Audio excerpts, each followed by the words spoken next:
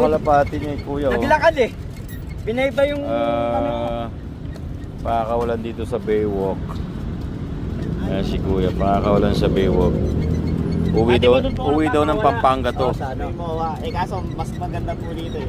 Uwi daw ng Pampanga. Same lang po. Same lang po naman yung distance. Buti hindi madadagit ng iba yan, no?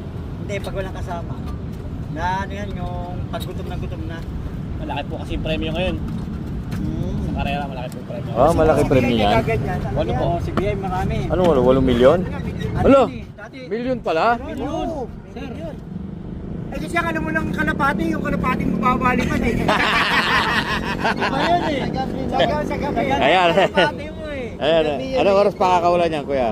Pero mahirap po masoli yun. Mahirap po masoli yun kung walang milyon. Ah, hindi rin nasusolo. Pero ang laki ha, ang laki pa rin. Pero ano po yun, suntok sa buwan po yun. Suntok sa buwan. Ang laki pa rin, di ba, pare? Ang kalapati. Ano yung premyo na sa may spot? Gaganda ng kalapati, oh. Ito yung magandang kalapati oh. Ito. Buti ano. Saan? Ayun, kalapati. Kami dala pang camera, gusto ko pong kalapati. Noong po December, nanalo po kami. Oo. 380. Saan ka sa Pampanga? Grupo kayo, grupo. 380,000. Saan sa Pampanga, brother? Sa Mabalacat po.